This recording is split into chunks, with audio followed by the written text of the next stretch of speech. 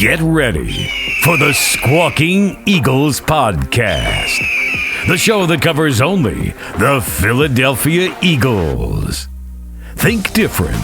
Think Squawking Eagles Podcast.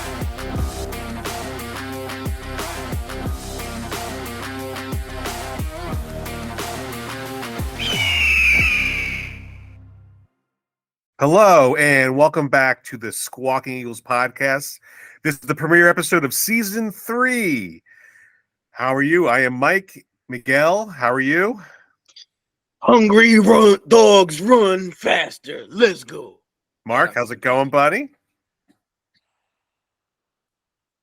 In a state of joy and sadness all at once, because, hey, I'm an Eagles fan.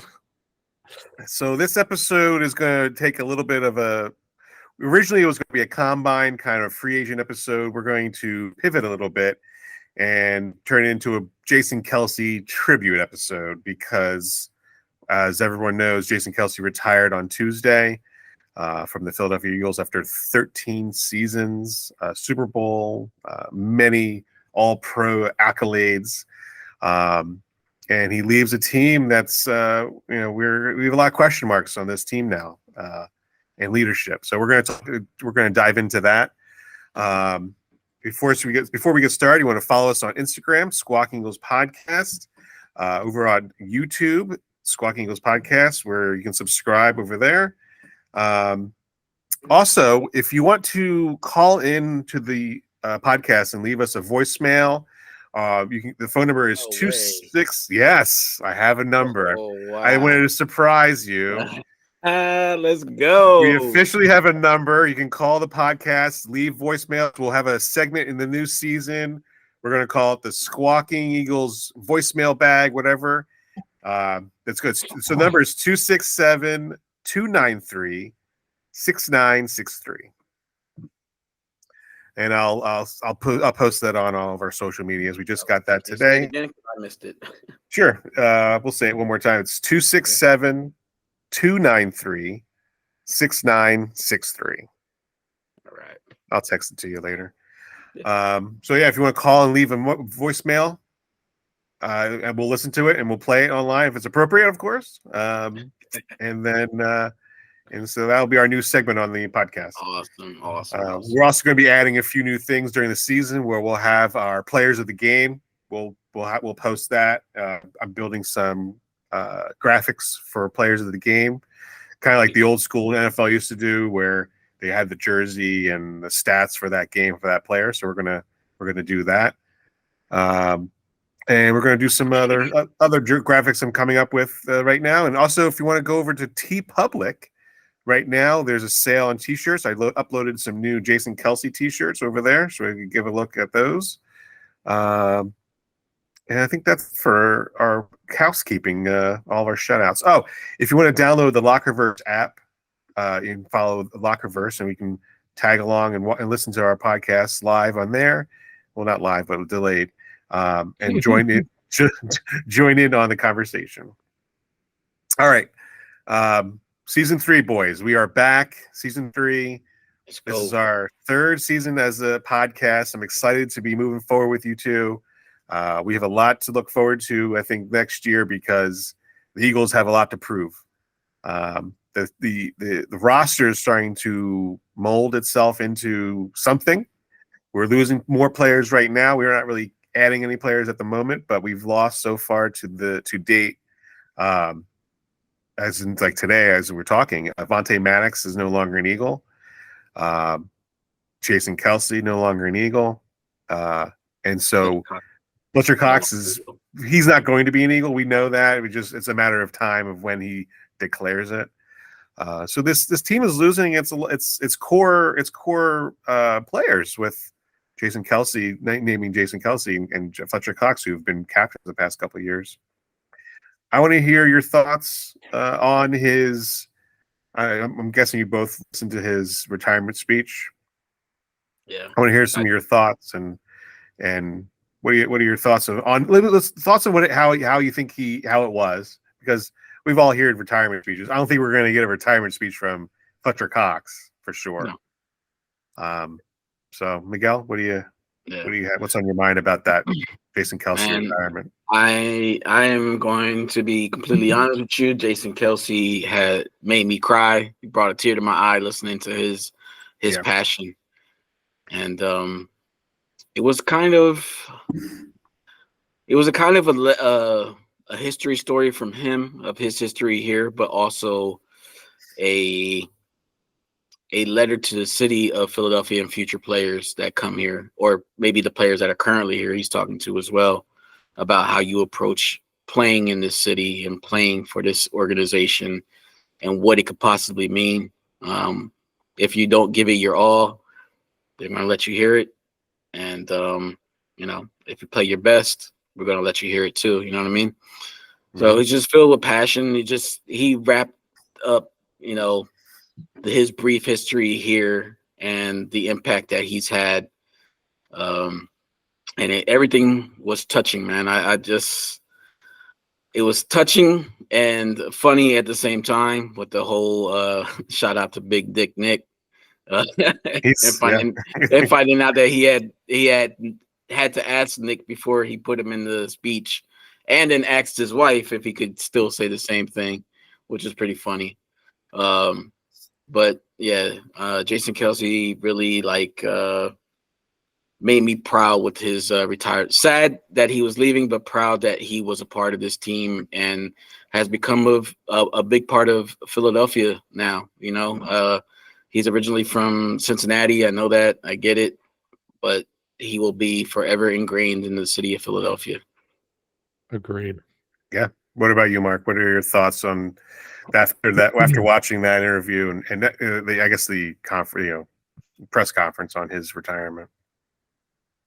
I think there's very few players in the history of the league that not only choose to, but also deserve to give a press conference as a retirement. And I think as an O-lineman, he's one of, I would say a handful, literally one hand worth of, top players in the world that deserve to go out and say something, actually have a moment. Most players, they're retiring. They just, hey, I'm hanging it up. You hear about it in the news. They're going to call it a season. They met with the team, whatever. I know, like most Philadelphians, I would say everyone in the NFL world, when he tweeted that there'd be no keg stand or anything, he's going to have a press conference, we all knew he had finally made his decision. And it's one of those, like, it's sad because I think he embodies the spirit of our city so well. I think he's truly grown into a local legend of sorts. Like, I you know what? Look, I understand Philly's got a thing for Rocky. I'm cool. Remove the Rocky statue and put up Kelce in the Mummers outfit. Let's make it a Kelce set. Let's just have, because people are your legend is fictional. I don't think you have to take out the Rocky statue. I think he deserves a statue in front of the stadium. Definitely, definitely in the stadium. You know what? We got Big Dick Nick there. Personally, you know how I feel about Dougie. Dougie could leave, and it could just be Kelce next to him. I'm just saying.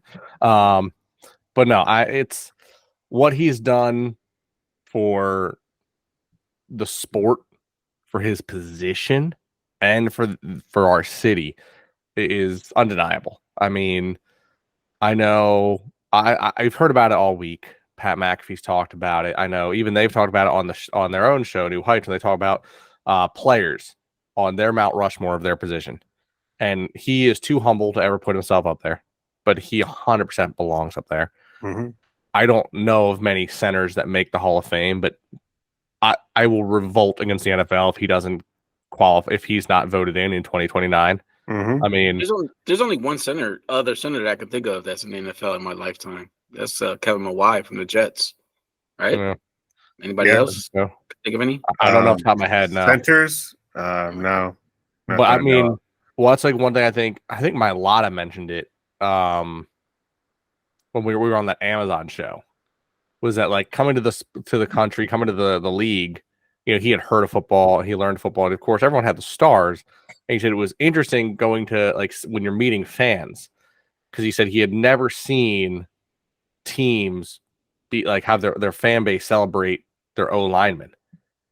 And he said that it's weird, like coming here, and he's at first I thought it was normal because everyone in Philly had a Kelce jersey, had a Johnson jersey. When you go to other cities and the fans don't even know some of the O linemen. But you can't go to a city in the States that is a sports city that doesn't know Jason Kelce. If you're into football, you know Jason Kelce. Right. I would say you know him more now because of his podcast. Like, I think you still would have known about him though. About him, yes, but he's more in the stratosphere of knowledge of people knowing him more than if he didn't have a show. But think about it. Like most of NFL players are faceless because they have the face masks that usually cover them. So they're outside. If you take them outside of the NFL market that they currently play in, most people won't know who these people are. You know what I mean? Sauce Gardner could walk down the street and a bunch of people probably wouldn't know who he was in Philadelphia. You know what I mean? Well, yeah. I was just listening to the radio. They were just talking about how Jason Kelce can walk anywhere and everybody will know who he is. Yep. But same thing with baseball players. Like Bryce Harper, if he walks in anywhere, they're gonna know Bryce Harper in Philly anywhere. But like Mike Trout in Los Angeles, he walks into a mall, nobody knows who he is. No, nobody knows. He could walk through half of Philly, even though he's local and loved. If you're not a baseball person, you probably don't know him. Right? Yeah, I agree. Yeah, but like just the person that he is, man. Just like you heard, I don't know if you guys listened to the WIP after he retired. Somebody called up and he was dealing with PTSD and a whole bunch of other issues that he had in his life. And he said he met Jason Kelce, was the most amazing person to him and his kids. And like just that moment, like that he expressed on the radio, Jason Kelce reached out to him again and made a personal connection with him and talked to him. And I just think that's great, man. A lot of these people take stardom and they become assholes. You know what I mean? I agree. Too good to deal with regular social lights. You know what I mean? So yeah. Well, growing up for me, when Michael Jordan retired, I cried. His first retirement, not his second one, but his first one. I cried, and it was because it meant a lot. Following him and it meant a lot to me. Watching Kelce up there reading his speech about why he was retiring and the accolades and what the future held for him, I cried. It was because I felt like a piece of me was leaving because I felt like he was one of us. Like he was. We when he was on the field, we were on the field, right. And that I think that piece of him leaving, that piece is going to be gone right now, and that's where I want to lead into like who's going to take over that Jason Kelce role for the Philadelphia Eagles. I don't know if it can be filled. That role that he plays. The center position, definitely somebody's going to jump in. Either going to make Cam Jurgens. They're going to make Jurgens. But the role that he spiritually fills within Philadelphia as a whole, nobody's going to ever replace. We thought the same thing about Brian Dawkins. We thought the same thing about AI. We thought the same thing about now Jason Kelce. Like there's nobody that's going to be able to replace the level of good-heartedness and passion that he brought to this city and to this franchise. I mean, yeah, well said. There is. You're right. There isn't, and it's going to be a while until we figure out who's going to pick up the torch for that team because right now the only captains of this team are now AJ Brown, Devontae Smith, and Jalen Hurts, and Jake Elliott. Devontae Smith today without a contract. Devontae Smith, right? They need to give him. It'll work out. We have enough cap room to sign a lot of people. I know we got plenty of cap room to sign everyone that want us to sign. We're still not doing it though. That's pissed me off. Gotta wait. We will. Tampering hasn't even started yet. No. So like Jason Kelce, he talked about how like you said, that it's important for players to know what they're going to be getting into when coming to Philadelphia. And if you accept Philadelphia fans, then you accept them, they will accept you. And he really did set almost like a 10 Commandments kind of a thing for Philly sports athletes to come here and to follow. If they can follow his tellings, his teachings, that you can have success here. If you don't, it's going to be really hard. And I think a lot of players are noticing that. Like, I don't know if you listened to Darius Slay's podcast. He had somebody on. I don't even want to like talk about it because honestly, like, yeah, these players are getting into like media by doing podcasts and stuff, and people are like listening to them, but they're only listening to you because you're a player. It's not like that's the only reason why they're listening to you. Like, if you were just some Joe Schmo on the street, they wouldn't be listening to you. And I think players have to realize that, like, they're famous because of the fans. And Philly, I guess Philly fans are a little bit more, I guess, passionate. Yeah, let's say passionate for their sports, and they know sports. Like, Philadelphia fans know their sports. They know their baseball. They know their hockey. They know their basketball. They know their football. And if you're an athlete coming here, you should be prepared. Just listen to Jason Kelce's what he said, and just be prepared. What drives me crazy is that these athletes, I mean, they have to be coached, right? You've got to know that when you're talking to media, you're not really talking to the media. You're talking to the fans themselves. Like, those questions are meant for the fans. Like, those hypothetical questions on radio shows are because the fans have, they love this team. They want to see the best for this team. And the hypothetical trades about AJ being traded, like, it's all talk. It's just talk. You got to learn to look past that and not let that affect you on who you are. Like Ben Simmons, perfect example, right? Got he took it too personal. He took it. I mean, maybe it was a mental thing with him, but I mean, he's still not playing too. He's still injured and not playing. Very true. Well, he's collecting a lot of money for not playing. A lot of money. Must be nice, huh? Yeah. Must be. Yeah. Imagine not playing a sport and making the kind of money you get for playing a sport. Yeah. All right, so we're gonna move on to Jason Kelce is now in retirement. He's jumping off of fire trucks onto flaming tables, wearing his daddy's work gear. Wearing his dad's work gear. He's now riding off into the sunset. Right. I'm sure his podcast is going to change a little bit because he's not going to have the ins and outs as he used to. But I'm interested to see how that develops. I wonder what he does. I wonder if he goes into the broadcast booth or one of these pregame shows. I know that's what I wrote an article on Philly Sports Reporters, and it touches about, like, where does his legacy go from now? Like, he has catapulted himself into a larger than life character, a player of the fans, right? The fans love this guy no matter where he goes. Where does he go from here? Does he go into the booth? Does he take his podcast to another level of, like, going around and just going to the different venues? Like, he can do a lot now, and will his wife allow him to be able to go and do this? I doubt it. He's got 3 kids. I know. Yeah.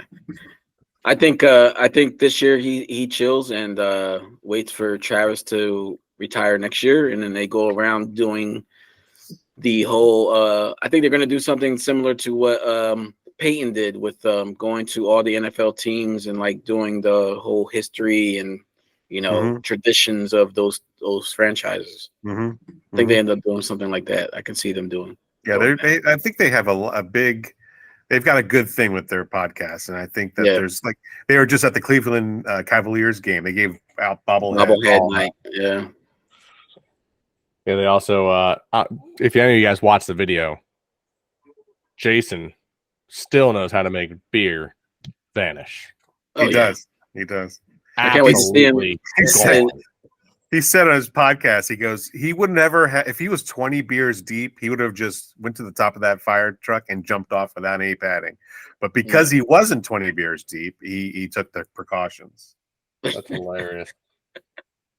So now the Eagles offensive line looks a little like this. Like we still have Jordan Mailata at tackle. Left tackle. Mm-hmm. We have Landon Dickerson at guard. We have now moving from guard to center Cam Jurgens. Mm-hmm. We have a spot open at guard, and then Lane Johnson. We got Steen. We have Tyler Steen. He was the rookie list, last year. And they can plug him in there. But Miguel and I were talking before we came on here. There's a guard that plays for the Green Bay Packers who has a tie to the Philadelphia Eagles. His name, John Runyon's son. John Runyon Jr.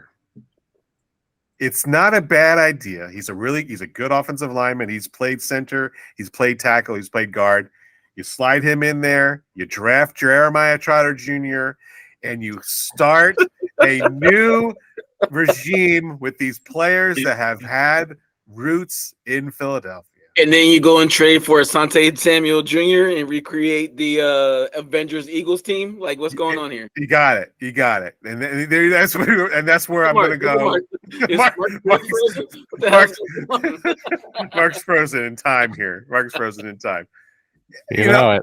Like he's like, because there's stranger things have happened. Right. Yeah, I mean, not much, but yeah. You're asking a lot for a look. He's already linked to us. Jeremiah Trotter's already been linked. You know what? And you know what else? You know what's interesting though is that weird thing is that there's been these players like Kaiser White that are linked to Philly because he's from Philly, and you got Hassan Reddick linked to. Yeah, he came here, but we're struggling to keep him. We're not trying. DeAndre Swift should stay in Philly. The fewest amount of carries, get 1,000 yards. He's still young. We're eh. So they've got ties, but I mean, they're not quarterbacks. I think you're jumping the gun, my guy. We still haven't gotten to free agency tampering and all that stuff that goes on before all these people get signed. Yeah, we're getting there. We got There's tons of rumors. There's tons of rumors. There's the rumors with Saquon and Austin Eckler being tied to the Eagles. Oh, please, God, Howie, no. Howie, if you're listening to this, if you're gonna spend money on Saquon or Eckler, man, just give it to fucking Swift and let him come back. Please, Jesus Christ. Right, me and Miguel 100% agree on this one. Yeah, it's they have something good. Like we did our awards last week, and he had a breakout season. He had the first time ever in his career 1,000-yard rushing, and he didn't do it with a lot of carries. Right. And we talked about earlier, he doesn't have a lot of mileage. You still can get a lot out of him, and I know there's been rumors of him saying he's interested in going to Houston and going somewhere else, but you give him the right contract, I guarantee you he stays here. There's no reason not to. No. I think he would take less to be home. You know what I mean? So, I mean, I hear Saquon. I hear the same rumors about Swift that I hear about Saquon. They're both going to Texas. That they can only sign one. That's for sure. Mm-hmm. But yeah, I don't need another high mileage running back that not going to work out for us. We've done that. I.e. Murray. I.e. What did he say? He said DeMarco Murray. No, and I said Swift was nice because it was a change of pace. We were a younger guy who didn't have high mileage. He got banged up a little bit in the past couple seasons, but he still had he still put up numbers. And I remember I said it on this podcast over a year ago, and I'll remind you guys of it, of course. Not this season, the season before our Super Bowl run number 2 that we didn't quite make it. We started the season off against Detroit. Everyone knew it was easy. We start off with a nice, easy win. Let's go. And I was like, no, this isn't easy. Mm-hmm. Do you understand who's on that team? I was like, DeAndre Swift was a nightmare for players down in Georgia. He is ready to hurt people. They had Amon-Ra St. Brown. I was like, that man is coming out to hurt people. He knows he's here to play. Mm-hmm. They've got good defenders. And everything, bro, it's Detroit. We almost lost that game. Swift was the only player to put 100 yards on us rushing until like week 16. Yeah. And so when we got him, oh, bro, it was like a dream come true. And now to see the way that we're treating it, we're like, I mean, yeah, you're a 1,000-yard rusher with less carries than anyone. Yeah, you're only like 24, 25. So yeah, you still have like a good career ahead of you. And you guys know me. I'm very much move on from the running back. Move on. Like, it doesn't matter. And I'm like, but he still got it. Like, he still has gas. And he's not going to be like, hey, I need $12 million a year. I would bet he's like, hey, 3 to 5. Yeah, see, I haven't heard how much they're asking because it's all hearsay right now. Howie's not, no one's really talking about who wants what. No one has said anything. I mean, the Giants have been saying a lot. They've been saying they had buyer's remorse from Daniel Jones. They're moving on from Saquon, so they're doing a whole rebuild over there. Yeah, that is true. I've read about how they feel like you said, buyer's remorse for Daniel Jones. They should have never given him that money. Which, hello, I'm so glad they did it because it just destroys come on, that's just and look what's happened with Dallas. Dallas isn't going to be able to bring back Tyron Smith, like their tackle, to protect Dak. Because Dak's going to need money, and they're just crumbling away. Speaking of Dak, have you guys seen Dak's new haircut? I wanted you to bring that up. I did not. Please enlighten. My man is trying to look like Jalen Hurts so bad. 2.0. So bad. It's he cut not. off the beard, got the whole goatee, got the low cut Caesar. Yo. Oh boy. It looks really weird. It looks really weird. My man, you are struggling. Yeah, if you haven't seen it, just Google Dak's new haircut and you'll see it. Yeah. It's bad. It's bad. It's bad. Maybe it's just a joke. Maybe it's like a joke cut. You think he's actually taking that seriously? That's a real thing. I'm hoping it's for one of those new bed commercials that he be making. Bed commercials. That's right. That's the reason why he's the only reason why I don't have a sleep number bed, because of him. I won't buy it. Right. You should get purple. Purple? Who does that? Who does purple? Me. Oh yeah, it's purple. Oh, you. You. I love my purple bed. It's not sponsorship by Purple. I was gonna say, don't talk about it. It's not sponsored, brother. Yeah, right. Hey, you know what? I don't care. I'll put it out there. So we are today, as we press record, 50 days away from the NFL Combine. 50 days. NFL draft. I'm sorry. NFL draft. Yeah, I'm not there, my guy. The combine was last week. We are 50 days away from the NFL draft. The Eagles own the 22nd pick. There's been a lot of talk of who the Eagles should draft. Cornerback. Why they should draft a linebacker, an edge rusher. There's a lot of names being tossed around in mock drafts right now. Like Chop Robinson is one. Kool-Aid McKinsey is two. And Jeremiah Trier Jr. is another one. That's only coming from you, Mike. It's only coming from you. I'm going to will it into existence. Not with this team, you're not. Right. We don't do those kind of drafts. Just go with what we're saying. Howie, sign Runyon, get draft Trotter and trade for Asante Samuel Jr. You're good. You got to change Young Eagle Avengers assemble.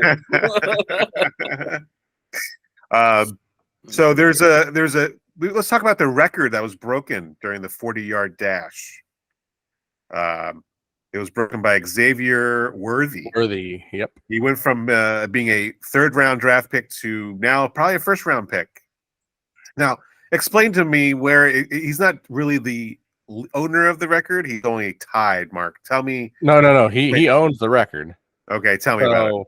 During the actual combine, granted, the numbers on the screen are always shown. They always say unofficial.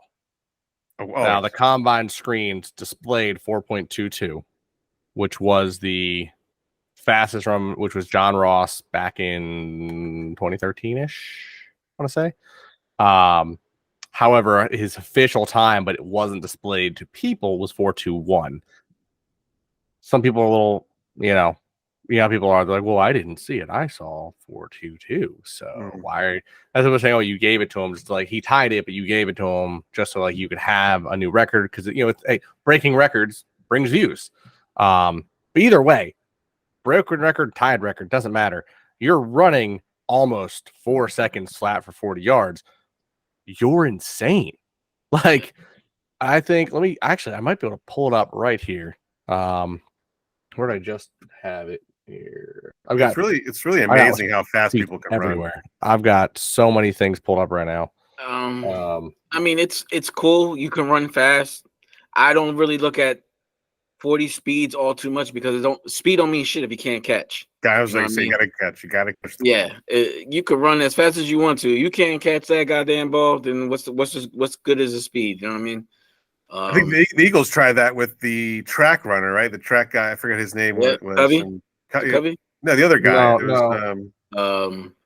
I forget what his name. He was in the Penn relays. Yeah. He's in the Olympics, right? Yeah, he was in the Olympics. You know, he can run. If you can't catch the ball. Well, he was a good punt returner. He just didn't have any wiggle. Remember how we talked about this? Oh, yeah, right. He didn't have any wiggle. He could run straight, fast, but you have to go in and out of people, not so much. Yeah. I think they put a lot of emphasis on the 40-yard dash, like you said, because you can, if you can run straight, great, but you do have to make turns in the NFL. You guys are referring to Devin Allen. That's right. Devin Allen's former Oregon Duck. He was an Olympic hurdler. He is fast. He was phenomenal in the preseason when he caught the only ball thrown to him for a touchdown. I guess there was two. There was one that was dropped, but it was overthrown, which was insane. How do you overthrow a man that's that fast? The other huge play that he made his name for was when he was playing the kamikaze role on punt. And he was there at the same time as the ball, and the receiver was not expecting anybody to be near him, and he got blown up. I think, for him, of course, he took a few years away from football to pursue the Olympics. He, again, for those who might have forgotten, he was disqualified from the Olympics for being too fast,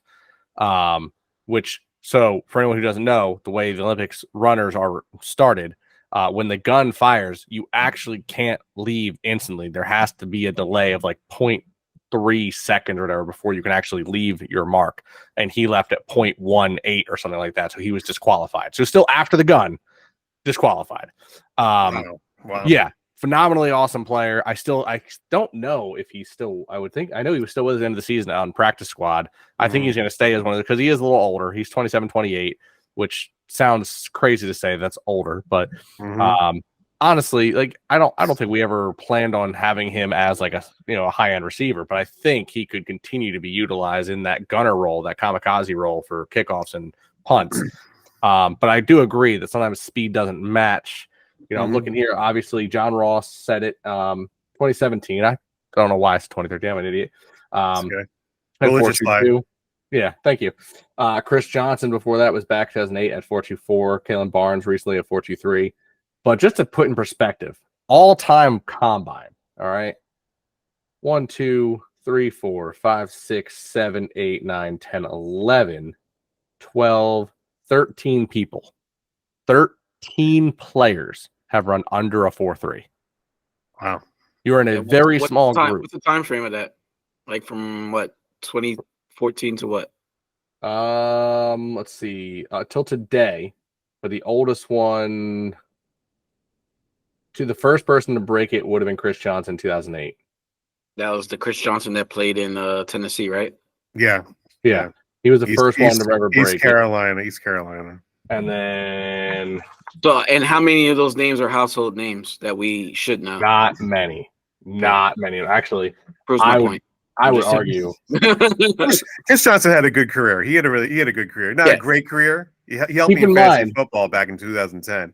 Keep in mind, of those 13, I think 2 or 3 of them are from this year's draft. Right. Shows you just how few. We'll know from now on. There's only one name I see on this list that I say will be a household name. Who's that? And that's a player who I actually have on my list to talk about anyway. That's Nate Wiggins, cornerback out of Clemson. Phenomenal career. I have had my eye on him since he was like a sophomore.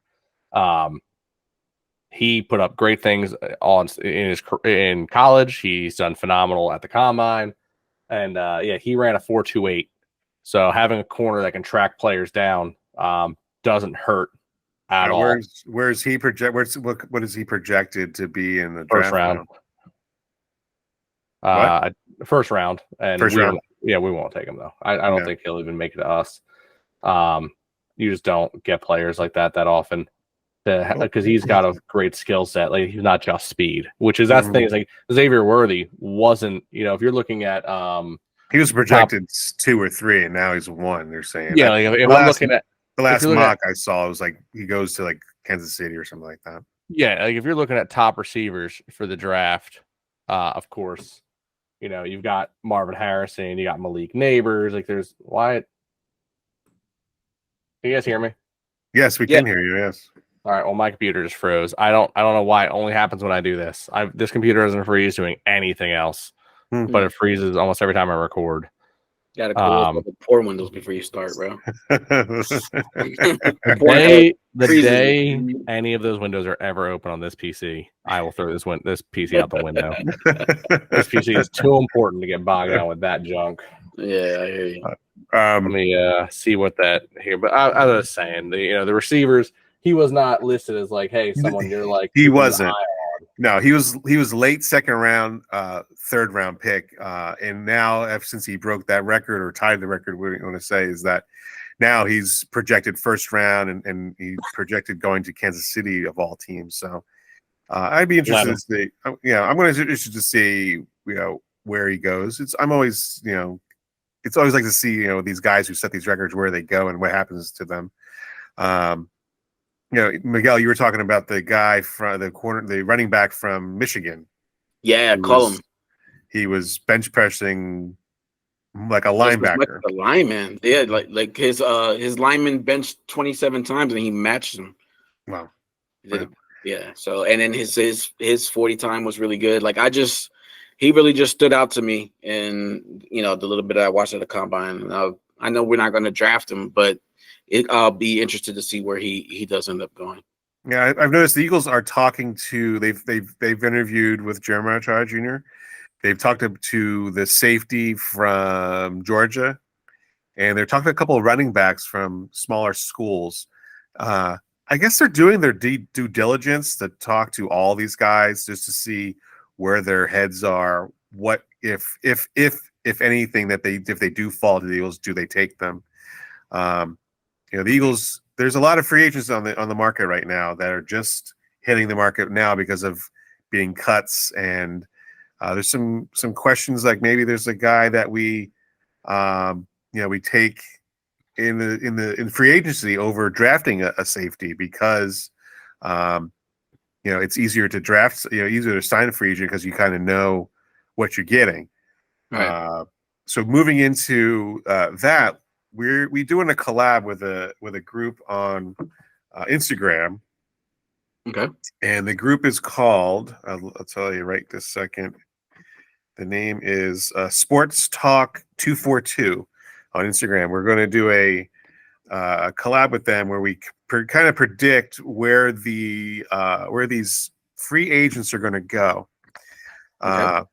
Now on the list that we have now, a couple of them have already been franchise tag. So when we come to that name, we'll just say that they're franchised, and then we're going to go. Right. So you and I will start. We lost Mark somehow. I'm sure he'll come back in. He's probably restarting his stuff. Yeah, he's restarting his computer. Mm-hmm. So we'll go down the list. Hello, Mark. Okay, I'm back. So we're going to go down the list. We're doing a collab with Sports Talk 242, where they're going to predict which free agents are going to go to which teams. So we'll just go down the list. I know that some of these guys have already been franchised, and once we get to them, we'll just say they're a franchise, and we'll just put down the team. Mm-hmm. So the first one on the list is Chris Jones from Kansas City. He amazing lineman because he was franchised. Oh, he was franchised. He was franchised last year, and now it's up, and so they haven't franchised him yet. They could very well franchise him again, but I would lead to believe that he's just going to stay in Kansas City. They'll figure out. I don't think they can afford to franchise him again because that tag adds up a lot in the second and third year you run that thing. It's true, but I think that I heard that Patrick Mahomes is going to want to restructure his contract, and if he does that, they'll have some money able to give to Chris Jones. So I say he stays in KC. He doesn't go anywhere. Yeah, I agree. I agree. Yeah. Kirk Cousins, he is officially going to be a free agent, and he's not going to return to Minnesota, which is weird because Justin Jefferson was waiting to see if he was going to sign an extension on if guaranteed if Kirk Cousins was going to be there. Right. Next year, I think Justin Jefferson's a free agent. So that's interesting. I don't think it's going to take a year. I think they might trade him. You think so? That'd be interesting to see. If you're going to get rid of your quarterback, rebuild. You trade Jefferson at the end of his contract before you have to re-sign him, so you don't have to worry about the money. Yeah, you trade him for a farm. I mean, you know how much you're going to get for probably the number one receiver talent in the NFL? Probably a lot. You're talking multiple firsts. You could talk about any veteran players you need to bring in. You bring in an O lineman or two with a couple firsts and a second. You draft yourself a young quarterback. You already have Addison there at receiver. You can then use those first to get another high-end defensive player, another receiver in next year's draft. There's plenty to work on. All right, so Kirk Cousins, where does he fall? There's a lot of teams that need quarterbacks. Atlanta, New England. They said that Mac Jones is available. Denver just cut. Who wants Mac Jones? Denver just cut Russell Wilson, and they're going to eat $85 million in dead money. That's a lot of money. If he signs with another team, then that number changes. Okay, well, who's going to sign? Who's going to sign Russell Wilson? I see him in Pittsburgh. You see him in Pittsburgh? Yeah. Wait, you see Russell in Pittsburgh? Yeah, Russell Wilson in Pittsburgh. Oh, that I can see. I was gonna say. I thought you were going back to Kirk Cousins. Yeah, we're still Kirk Cousins. We're still on Kirk Cousins. Kirk Cousins. Where do you think? Where does he go? Where does Kirk? Does he go back to Washington? Does he go back? Nah, where does he go? No. Caleb Williams is going to Washington. You think so? Yeah. I'm putting money on it. Right. Hey, you're very correct. So you've been correct most of the year. Yeah.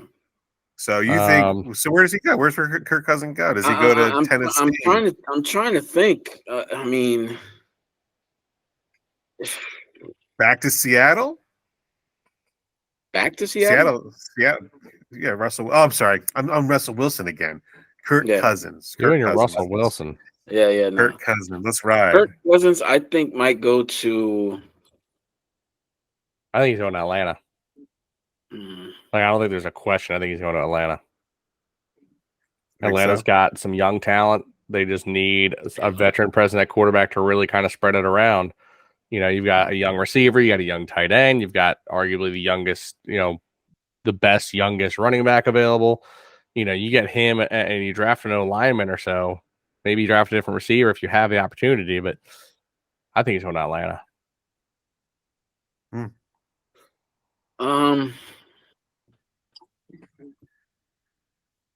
I don't know why, but I feel like this is a Jay Cutler situation again. I feel like Chicago will sign him as a veteran backup.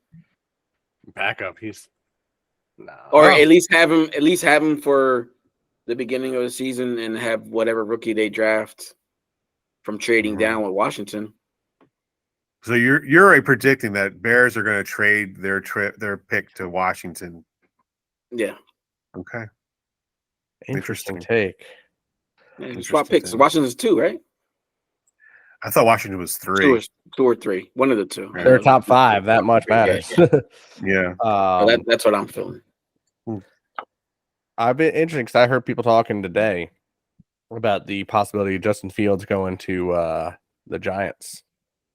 So I had heard Russell Wilson to the Giants, and then they were going to jump back into the first round and grab one of the later quarterbacks like J.J. McCarthy.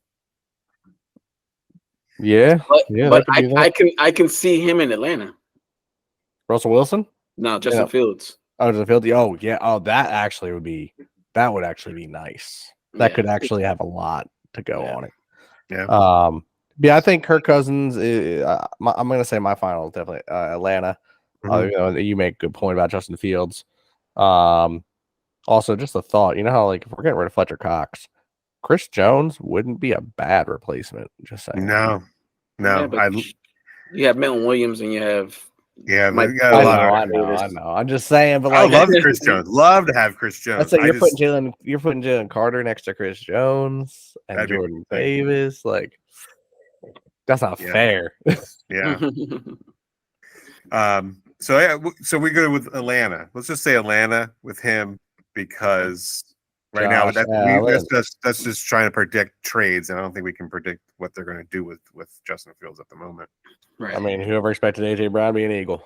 Yeah, right. Not me. On draft day. On draft day. And who they replace him with again? Oh wait, they didn't. They really didn't. I think Burks, but he was like injured the whole year too. It's funny too because they let go. Didn't they? They let go of Julio, or they picked up Julio at one point too, and then Julio came to the. Yeah. Next is Josh Allen, of the Jaguars, and he already tagged. Brian Burns. He signed. Franchise. He got tagged. Yeah, franchise. Next one is Brian Burns, and he also got franchise tagged the other day. Christian Wilkins. Where do you see him going? That's the what position he play? Christian Wilkins plays. I'm going to look it up right now just to make sure that's the right guy. Christian Wilkins. Yeah, so I'll make sure too. So maybe we'll have similar names in the NFL. Okay, it's the tackle from Miami Dolphins. Oh yeah, I was thinking of the wrong guy too. The Jets. Yeah. No, never mind. I take that back. Because they already have what's his name? The Jets have enough guys there. Well, at tackle, yeah. But they need more help at line, but he's not gonna. How old's Wilkins? 28. I can see him in Denver. There's 3 teams that have been linked to him, and it's the Bengals, the Lions, and the Texans. Texans are good. I would normally say the Bengals would be great, but as Joe Burrow's legs have now been absolutely ruined because of the ownership ruining his field. It doesn't matter what protection he has. His ACL is gone. His career's over. So that's why I say Texas, because you want to protect C.J. Stroud. Mm-hmm. I like that. Give him more time. Yeah, I would say Texas. Yeah. The last O lineman that left Miami to go to Texas didn't have great results, but you never know. Yeah.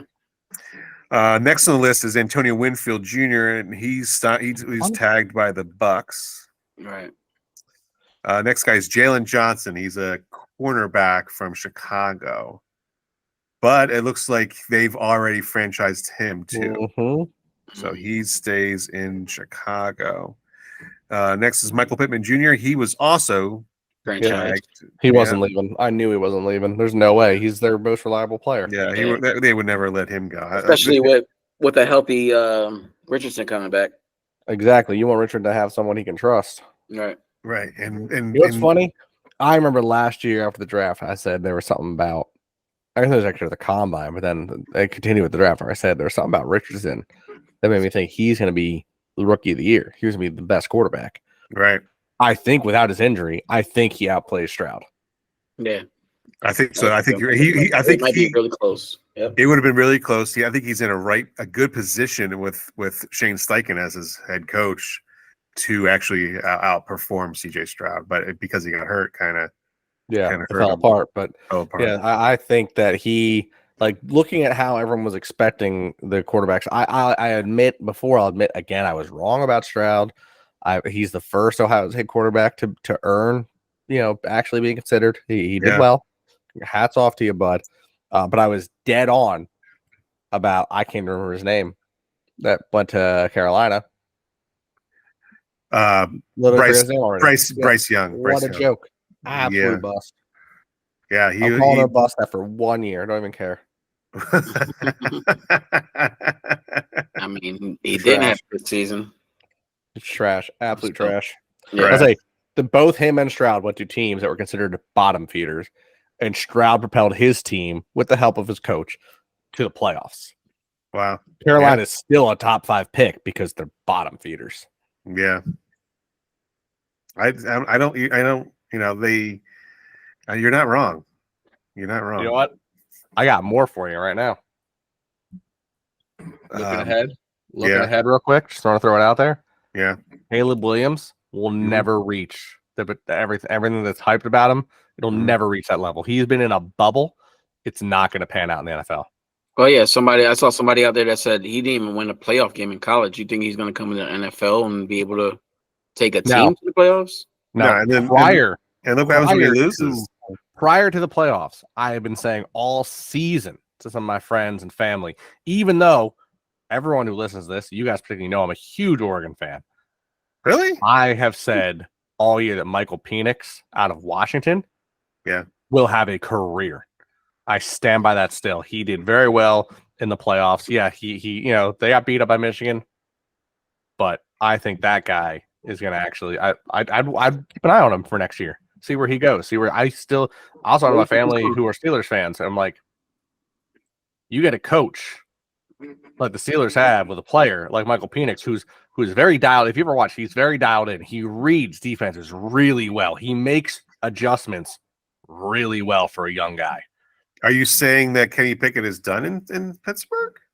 I think Kenny Pickett has thrown more picks than touchdowns, or at least it feels that way. Like, yeah, obviously. That guy's, come on. He should have been done in Pittsburgh in college because he went to college in Pittsburgh. He should have never made the NFL. How he made the NFL, I don't understand. Right. Most overrated drafted player, which is crazy because I thought Tebow was crazily overrated. Mac Jones, overrated. Yeah, but no. Kenny Pickett made Trubisky look like a good pick. Yeah, wow. Isn't he his backup? Was a terrible pick. Yeah, but he still ended up taking some of that away from him. Right. Mitch Trubisky was his backup. Yeah. Exactly. They're both overrated. Next guy on the list, Danielle Hunter. He's a defensive end from Minnesota. Talk is that the best fit for him would be the Las Vegas Raiders. To team him up with Max Crosby. Yeah. Oh, that's sickening. That may be right. I like it though. It. Right. I'm not against it. Yeah. Next one on the list, Russell Wilson. Now we were saying New York Giants earlier. Mm-hmm. Where else could he go to? You said also, Miguel. You said Pittsburgh. Pittsburgh. I like him in Pittsburgh. If not Pittsburgh, Atlanta. I could see him in Atlanta. What if we just throw money out the window and he goes to the Jets and just hangs out with Aaron Rodgers? Get you a man. I mean, Zach Wilson's out of there, so he might as well replace one Wilson for another.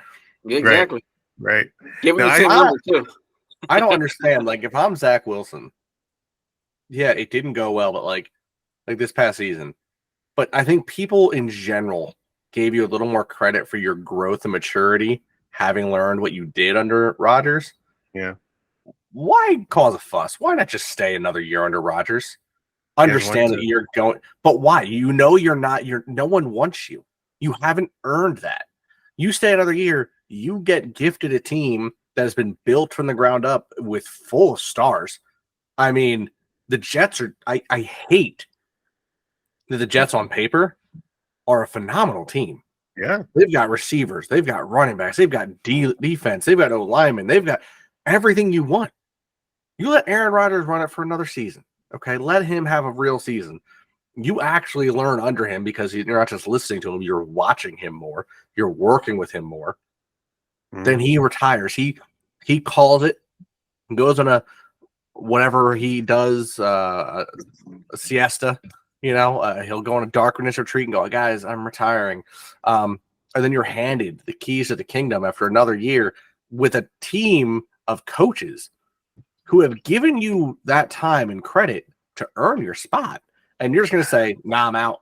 I hope Zach Wilson's listening to this because you're probably you're his biggest hype man for this. No, like nobody else is telling. I mean, give yourself a shot, man. Like, what else are you gonna think about it? You're making money, which is great in New York, which for most players, like that's a big major market city, and you get to learn. I mean, Aaron Rodgers got drafted by the Packers, and who did the Packers have?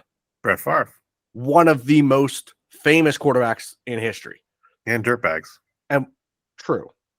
That did come out afterwards. But did Aaron go around saying, guys, I want to start right now?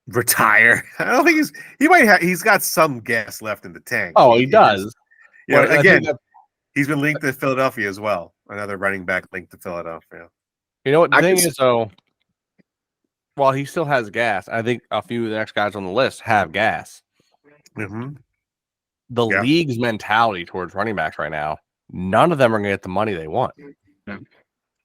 I don't expect they're going to stay.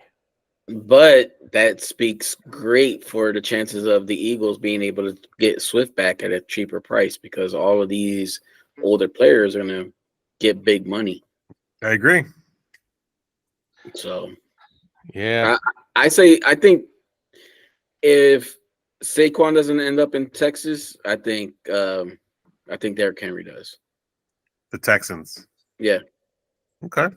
And that the connection there, Tennessee, Houston, Oilers, Yeah, sure. Next is Josh Jacobs. Does he stay in Las Angeles? Las Vegas. He stays in Las Vegas. Yeah, 100%. Yeah, he ain't going nowhere. Next is Saquon Barkley, another running back. He retires to the Eagles. No. Definitely not that kind of money. I'm not kind of look. I love Saquon. I wanted Saquon right out of the draft, but he's gonna want 13 plus mil a year. Obviously, I think the number is 19. 19. I would bet you Swift takes less than half of that, and I think we can get Swift for 11 to 12. I think we can get Swift for 7. I think you could sign Swift for 7 a year. I think a 3-year, 21 mil contract. Wait, let's say 24 for signing bonuses. Way better deal. Yeah. I don't think that's what the number will be, but I think. I don't know. I could see Saquon either, like I said before, either in Texas.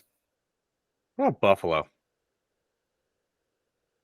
They don't feel good about their running backs. Their running backs keep fumbling the ball. Yeah. Or Buffalo. That's good. I like that with Josh Allen. I like that. Yeah. I like that. I kind of like that fit. It's a good fit. He's he's got a really good ability to swing out as a receiver too. And they have a lot of space. They have a lot of cap room. They just cut a whole bunch of guys. They have room. Good. I'm going to go with Buffalo. I like that. I like that one too. Next one is Tony Pollard. Does he stay in Dallas? Doesn't matter where he goes. I mean, if they didn't sign Zeke, why would they re-sign him? Oh, you know what? He'll go to New England.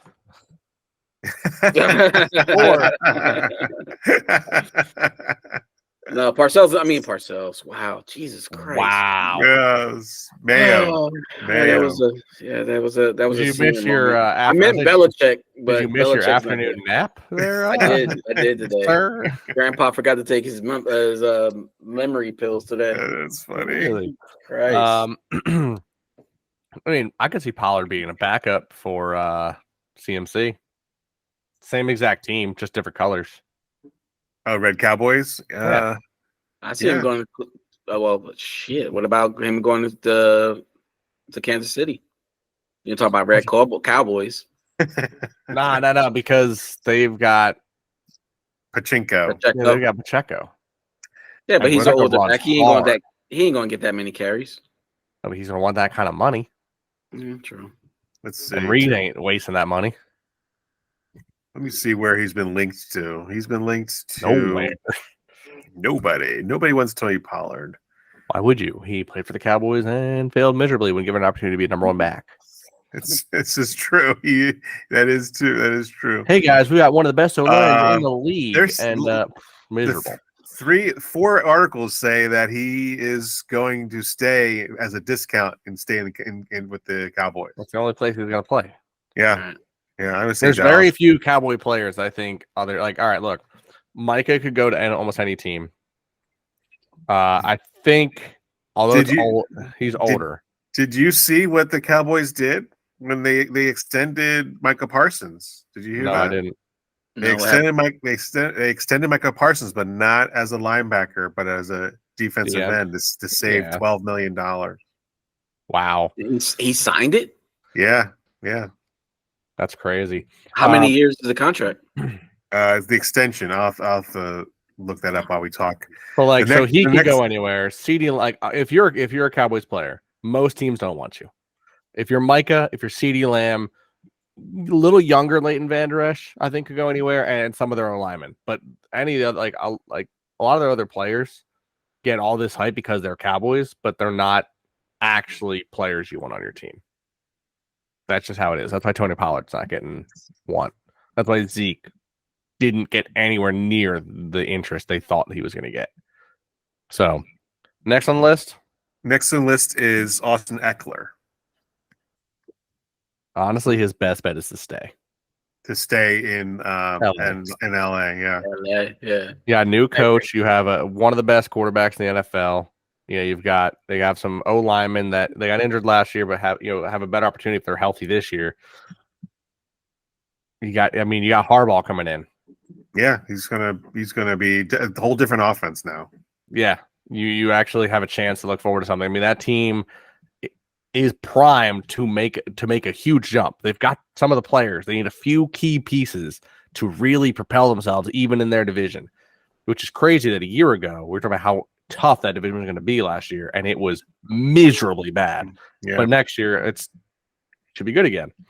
That's his best bet. 2 years, Miguel. He is 2 years. It was a 2-year extension for Micah Parsons. He'll be a free agent 2026. Very interesting. Interesting. So 2027, he's on the Eagles. Mm-hmm. Next on the list here is Chase Young. I'm going to say it again. He's also been linked to the Eagles to come here to play. Chicago. I don't want him here. No, I don't want him. He's going to Chicago. Chicago I needs players to get after this. Too much bullshit from him coming out of Washington, and then he did the same thing in San Fran, apparently. And where's that as welcome? Yeah. Chicago. Yeah. Take his ass to Chicago. Next is DeAndre Swift. I think we all agree. Eagles. Philly. Yep. Yeah. Next is Justin Matabuki. He's a defensive end for the Ravens. He's staying. He's probably going to stay. Staying. Yeah, he's staying. Yeah. No one's going to leave the Matter of fact, I think they did sign him. If I saw earlier. They did. Okay. And then last is Tyron Smith. We just talked about him. A tackle for the Cowboys. I don't think the Cowboys can afford to keep him along with all the players that they have to re-sign. So I don't know where do you think Tyron Smith goes? He's an older tackle, right? And so that kind of is against him too. He's been linked to the Patriots. I could see him going to Miami. Miami could use a little bit of backup. That's a pretty good idea. Yeah. Yeah, I would say Miami. Yeah, let's just say Miami on that one. And that's it. Awesome. If you want to see all of the predictions I did not break this news, Mike. What's that? Mitch Trubisky just signed with Buffalo. Look at that. Breaking news. Yeah, they reunite him. They had him a couple of years ago, too. Yep. They sure did. Breaking news. So if you want to see that list, our list, and everyone else who would collab with this, it's Sports Talk 242 on Instagram. That'll probably be out later this week. So check that out.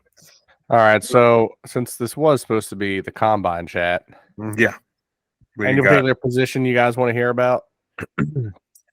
Well, I know the Eagles specifically, we talked last, podcast that the Eagles are kind of set with their secondary. I think we need to look in linebackers. I think linebackers are what the Eagles need help with. Yeah. I mean, I heard rumors of them bringing back your boy, CJ, bro. I did hear that too. I heard we were tied to him, which I'm cool with. Yeah. I don't know. So, interestingly, I brought up a few players. Now, technically, he's an edge player, but granted, we can't even get some of these players. Obviously, Chop Robinson, he's D end. We're not going to get him. Latu, whatever his name is from UCLA, he's like an edge hybrid linebacker. He'd be amazing, but he is also probably gone before we get a chance with him. I think a lot of the ones I pulled up were actually more of that edge style, which would be more of a replacement for Hassan Reddick when it comes down to it. There's been a talk that the Cowboys are interested in trading for Hassan Reddick. Do the Eagles trade? The Eagles don't trade him within the division, correct? No. Right, that doesn't happen. Not unless washed up like Donovan McNabb was when he traded in Washington. Yeah, that was weird. Sucked, though. Yeah. It was such a weird thing to do. It was, but they knew back then he was done.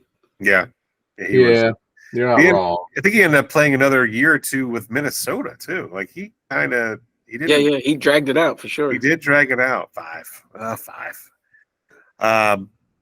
Another thing is that I wanted to talk about it earlier. The Jets, we were talking about the Jets and how good of a team they had, and they did beat the Eagles this past season. There was talks that Hardman, the wide receiver who was on the Jets, who later got traded back to the Chiefs, leaked the Jets' game plan to the Eagles, and I forget the other team. Really didn't benefit the Eagles because they lost. Yep. But it's amazing how, like, I guess, disgruntled player he was that he would just leak information like that. That's really look bad on that guy. I'm surprised he didn't get any punishment. He should be suspended. Like you guys make a big deal about people betting. You're not making a big deal about sharing knowledge. Yeah, knowledge.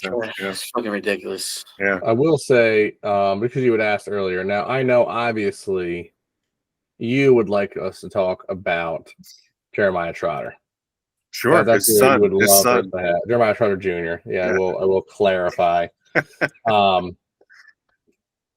He actually, obviously, not only did he have a very good career in college, he had a very good combine for a little bit that he did do. He did not do the 40, the jump, but he did 21 on the bench.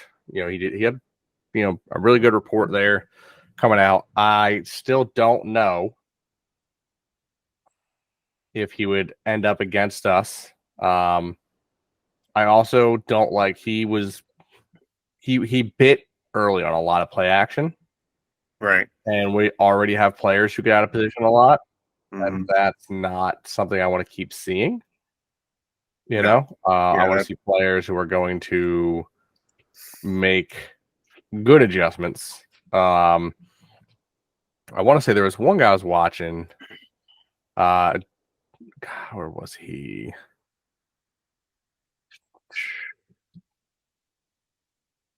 He wouldn't be good for us per se, just because of our current size. But Jordan McGee, he's a local. He's from Delaware. He went to Temple. He had a really good, I would say, he had arguably a very good combine. Ran a 4.55 in the dash. He did not do bench press. He did pretty well in the jumps. He was always kind of a really good linebacker to the core. He's very good at being downhill, getting in there. Pretty good at getting off blocks. But he wasn't really good in coverage, and he is a little smaller. So I noticed a lot of players were opting out of a lot of the training things, like the dash or the testings and stuff like that. Someone hurt themselves after they ran their 40. Someone went off in a cart. I can't remember who it was. But yeah, I know that the only other linebacker I saw that was very interesting. He pulled up a lot of interesting from a lot of people. Was Peyton Wilson out of North Carolina State. He put up a really good 40 at 4.4, 4.43 to be exact. He also did not do the bench press. He's not huge. He is a smaller linebacker. So he doesn't quite have the strength to take on some of the bigger blocks. And he did have a bit of history of injury, but he's fast, he's rangy, he can cover. So he can kind of be more of an outside backer, which at this moment, I don't feel like we really have. I think one of our biggest issues with our backers is that, like, when we go to a coverage set up for them, none of them can cover, So just kind of you're talking about you're interested in linebackers. Yeah. A few guys I'd point out. Obviously, Trotter would be nice, but I just don't think we're going to get him. Same with Junior Colson out of Michigan. He had a great season, looked great in the draft. He's got a lot to look forward to. But he's not going to fall to us. I have noticed a lot of Miami defensive players are getting released that were on Vic Fangio's team last year, and I wouldn't be surprised if a lot of them showed up on the Eagles roster next year, because they're familiar with the. Who did they release? Not they haven't released. It's just there's 3 guys. There's a linebacker. I'll bring up their names. But they haven't been released yet. But they've been in talks about they are on the chopping block to get released. Interesting. I'd like to see that. I will say, just to touch on, I know we discussed earlier, we're not going to go secondary. And again, I said it earlier, I guarantee you he wouldn't fall to us, but just looking over his total score, Nate Wiggins looks phenomenal. Very fast, great swivel, great back pedal. He was really good at coverage. I know he kind of like most of our corners struggled in like run support. He wasn't great at like tackling, which, isn't good. But if you wanted to have a lockdown corner to replace Slay, just saying. Yeah. Are we tiring you out there, Miguel? Yeah. Look a little sleepy over there. What's Slay? What about Slay? What's Slay do? What's Slay do? What he say? Does Slay Slay stays one more year and Bradbury goes to the slide? Is that what because since Maddox may come back under a different contract, but why would he? That's what he could come back for. But like who else do I guess Bradbury's got to stay in the slot because we all heard that Bradbury's in the plans for a trade. Yeah, that would be interesting. Who would take Bradbury though? Honestly, I think more people take Bradbury than people are going to take what's his name? Devontae. I was thinking of running back for the Cowboys. Tony Pollard. Yeah, that's it. Yeah. God, my brain is not working. Also, just to keep in mind, we're talking about Jeremiah Trotter Jr. coming into the NFL. Not nearly as hyped up, but just because he doesn't want to make the call out, Frank Gore Jr. is also in the draft. Is he really? Yeah, he's coming out of Southern Mississippi. He honestly didn't score too bad in the draft in the combine. He had a 5.8. Although all he really did was the bench press. He didn't run any other runs. I'm sure he'll probably saving this for pro day. Which a lot of players are doing. The Eagles should definitely keep talking to him and say, we're going to draft you when you draft you. When it comes to their picks, like, no, we'll pick somebody else. They should definitely do that. I feel like we've done that. His dad did that to us. It's like his dad did it to us. You're so vindictive. You're so petty, Mike. Jesus Christ. Give Mike the petty crown. Jesus. I love it. But hey, I just like I said, I want to see what his pro day comes out with. I think right now he's like the 18th overall running back, which really isn't that bad. But I just want to see, it's funny. We're seeing a time now where you're going to see more and more. I mean, look, Marvin Harrison Jr., Jeremiah Trotter Jr., Frank Gore Jr. We are seeing players that I've grown up watching. You guys were already a little older watching. And now their kids are all playing. I mean, Asante Samuel Jr. is in the league. Yeah. This is a crazy time to be alive seeing all this. It is. It is. A few more years. I mean, it's just called being old. In about 10 years, you'll see like players now getting into the league. See Marcus Mariota Jr. out there. You see Chip Kelly Jr. Now, see that not only did I not bring that up, I'm going to point that out again. If I'm not mistaken, I could be wrong. I don't think Chip has kids. I don't even think he's married. I thought he was gay. To be honest with you. No, I know he was married. He was married. Back in '99. Yeah, he was married, and his job kind of took over. That's why. Yeah, he's that's why I get it. There's the hate for him, but like he lives football. That man is like he's football is everything. People don't buy in the way he does. Yeah. He's going to keep making changes. The only thing I agree about Chip Kelly, and I told you this before, was the idea he had about aligning all of college football and making it one whole big division or whatever. Yeah, that was the only thing I liked about what he said recently. Look at that. And that's not even about his football prowess. How about that? No, I get it though. But no, I'm just saying. So that's our Chip Kelly tally, by the way. That's number 1 for the season. Number one. And I didn't do it. So I'm saying just put it marked up there. Was he brought up and by who? Yeah, well, Jason Kelce did bring him up into the retirement speech to bring it all full circle here. Did he really? I missed that part. Yeah, he said he'll that's one of the things he'll always remember is that first game with Chip Kelly against Washington. Wow. Good. Yeah, that's a good time. I don't know if you also heard that Jason Kelce had his ankles taped for the press conference. Did. Yeah. Oh, it was such a sad story. Such a touching story. Such a touching story. And the shirt that he was wearing is one that he used to work out a lot in. Yeah, it's healthcare complex. If you ever know the story, his ankles were taped by his trainer who couldn't tape his ankles in the last game that he played in because he was going through chemo treatment for cancer. Mm. So he had him do it for this press conference for one last time. Just a touching moment. Like, you know, the guy like we talked about earlier, I think last podcast, the guy, he's doing everything right, and I hope he continues to do those things right.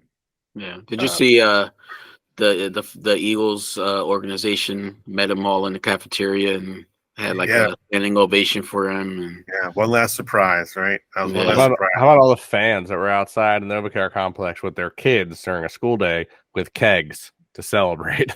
Nice. To celebrate his time. Yeah. It's amazing. Good times. It was a sad day in Philadelphia sports, man. Definitely a sad day. Just to touch on Kelce for the future of the team. If you were to be interested in players that could plop in the O-line somewhere to be helpful, I also have a few of those that I think are some interesting, because you know how we are. We're going to draft O-linemen. We're going to draft quarterbacks. And look, I mentioned the combine and draft, and he goes back to sleep. We are a quarterback factory here. I had mentioned earlier about the lineman I wanted to bring up. His name is Amarius Mims. He ran a 5.0740. He's over 340 pounds. Wow. He was the 7th fastest lineman, and the next heaviest in that top 6 was 305. So he knows how to move mass. Yeah. I will let you guys take a guess at what college he comes from. Oregon. Oh, no. Big boys that move fast. Alabama. Georgia Bulldogs. Georgia. Hey, we got their defense. Why don't we take their offense too? Right, might as well. He's a big boy. Because the other thought, I hate to say it, I hate to be that guy. How many more years do we have with Johnson? Not many. Nah, he's got 1 or 2 left. Yeah. I'm just saying. We also have Fashnow. I'm not even going to try to pronounce his full name, from Penn State. Another phenomenal. I mean, he had a phenomenal combine. He had a phenomenal year. He looks amazing. And technically, yes, he's a tackle, but if I'm not mistaken, they've used him inside out. Yeah. He's amazing. Joe Alt won't make it to us no matter what. He was a Notre Dame player, but he's another one where it's like, hey, if somehow, look, I'm always going to say they're not going to make it because they shouldn't. Yeah. Hey, Nolan Smith. Exactly. There was no reason for him to fall to us. Yeah. He did. And then, like I said, there's going to be a change in the guard here. There's going to be a lot of these guys aren't going to be here, and then it's going to be a completely different team. And Miguel, you said it last podcast. End of the podcast. We're going to have big changes come to this team. Big changes. And then the only center, I guess he's a second-ranked center. I didn't realize. I thought there was no one above him. I didn't see it. Unbiased. I'm going off just combine performance. Granted, he had a phenomenal career in college. Jackson Powers Johnson, center out of Oregon. 30 reps of that bench. Yeah, that's a lot. That's a lot. That is a lot of reps on that bench. Yeah, overall, he's. If you wanted to draft a new center, if you wanted to keep Juergens at guard, I wouldn't hate going for Johnson. Just saying. Interesting. With that, I have one more question. Okay. 2029 Hall of Fame ballot. Is Jason Kelce a first ballot Hall of Famer? Yes. Without hesitation. No hesitation. Yes. Yeah, I answered psychically before you even ask. Gotcha. Now, is ranked among centers, or like, we can rank amongst offensive linemen, but is he top 2 offensive centers of all time? Top 2? I'd say so. I'd probably say so. And what about as an offensive lineman? Top 10? Top 10 offensive lineman of all time? I think so. In my lifetime, yes. In your lifetime? All time, I don't know enough about old school. I would say put an asterisk next to it and say modern. Modern time? Yeah, modern time. Okay. Because you got those big boys back in the day that I know. Yeah, they're huge. All people. I'm just looking at a list real quick. I just pulled it up. Obviously, Dick Butkus is on there. But in my lifetime, the only people I'm seeing on here that I'm like, I can argue. Well, I'm saying people that I'm going to argue would be like up there with him as like an all timer. Jeff Saturday. Mm-hmm. What was his name? I just saw there. Max Unger had a storied career. Nick Mangold. Yeah. I hate to say it, but you can't not say it. And now I'm drawing a blank on his goddamn name. He's not retired. He's still playing. Guard for the Cowboys. Zach Martin. Is, in my opinion, the only O lineman in the NFL that I would put as like, if you were like, hey, you're going to take all the players in the NFL, put them at their prime, who you're drafting at your position, and like a position at O lineman as a whole, who's the first one you're taking? I'm going to take Zach Martin or Jason Kelce, 1 or 2. Yeah. Above everyone else. Because they have done, like, I almost feel bad for Zach Martin being on the Cowboys. Because it's almost like Joe Thomas being on the Browns. Or on the Browns, yeah. Deserved to win a championship. Yeah. Never got one. Absolute monster. I would put Joe Thomas up there as well for me. If I'm talking like a Mount Rushmore of O linemen in my life, Kelce is 100% on there. Joe Thomas is on there. Once retired, I have to put Martin on there. I just have to. The man has allowed less sacks than he's had holding penalties in his career. That's insane. I would have put Jason Peters on that list if he hadn't stayed around too long. Yeah, I think he definitely fell off a little bit. I'm trying to think if that was the right stat. I know he has he came off my list as soon as he became a Cowboy. Facts. Yeah. Especially because of his attitude when he became a Cowboy. I met him. I met Jason Peters. I didn't know he was Jason Peters at the time that I met him. I thought he was Rick Ross. That's hilarious. I saw him at a Carlos Mencia in Atlantic City show. Carlos Mencia. Yeah. And I sat next to my ex-wife, and I looked back and I'm like, yo, I think that's Rick Ross back there. We had not officially named him as being signed from Buffalo, I think, at that time. And I walked up to him. I'm like, yo, are you Rick Ross? And he looked at me and he like smiled and shook his head. He's like, no, but that's my boy. And then walked away. Wow. But still, when I look back in that moment, I'm like, damn, I got to meet him. I feel like a dickhead that I called him fucking Rick Ross. That's amazing. I love that. That's a good story. I want to clarify my stat. I was wrong. It wasn't more sacks than holding, but that was stupid. I was like, either one of those are bad. No, I'm sorry. He has more Pro Bowl selections than penalties in his career. Wow. 7 Pro Bowl selections, 6 penalties. He has played 8,125 snaps. Wow. So much for a bust because he tore his ACL in his senior year of college. Go figure. But this is about Jason Kelce. So right. Jason Kelce had yes, he's if he's not first round, first ballot Hall of Fame selection. All right. Do we storm Roger Goodell's house? Do we go to Canton? Do we go 2029? Podcast takes it on the road, goes to Canton. What do you say? Yes. Yes. Yep. Let's go. Yeah. Let's go. Road trip. All right, cool. That'll do it from us. Thank you for listening. I know this was a little bit of a longer podcast, but we did have a lot of talk about Jason Kelce. We wanted to talk about the combine because it was last week. We'll talk more about that when it gets closer to the draft. We'll get closer to the draft. Yeah, that's all we've got between now and the draft. Anyway, talk about 50 days. 50 days of the draft. Yep. We'll do ourselves like some fantasy drafts and all that. So we're gonna try to get some get some more people on here to talk about their team and who they want to get drafted. We'll get a couple. Get Sean to come on about the Jets. Maybe we'll get Nat on. Our resident Cowboys fan. We'll get Nat on, and I have a friend who is a Bears fan, and I got a buddy who's a Vikings fan. I think would be willing to jump on. Okay, we'll do that. We'll start work. We'll got a couple Niners fans that I probably want to jump on too. Okay, yeah. Do we want them though? Not really, but they're kind of all right guys. You know what I mean? All right. All right, that'll do it for us. Thanks for listening. Tune in next week. Thank you, Jason Kelce, for everything you've done. You already know how we do. Jason Kelce, we love you. EAGLES. Kelce. Eagles. Hey, Mike, hit that Kelce speech, bro. Philadelphia!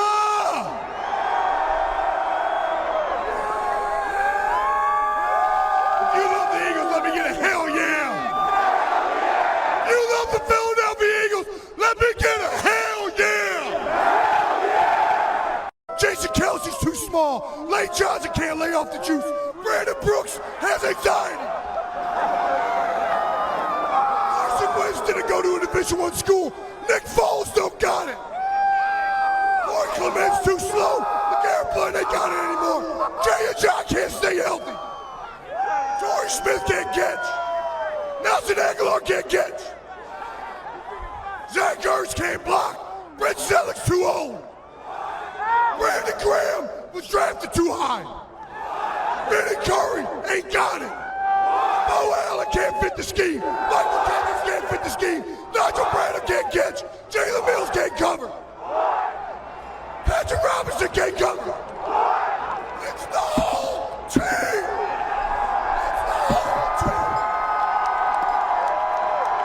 This entire organization was a bunch of driven men to accomplish something. And you know what underdogs is? It's a hungry dog. And Jeff Stoutland has had this in our building for 5 years. It's a quote in the O-line room that has stood on the wall for the last 5 years. Hungry dogs run faster. And that's this team. Bottom line is, we wanted it more. All the players, all the coaches, Jeffrey Lurie, everybody wanted it more. And that's why we're up here today, and that's why we're the first team in Eagles history to hold that freaking trophy. And you know who the biggest underdog is?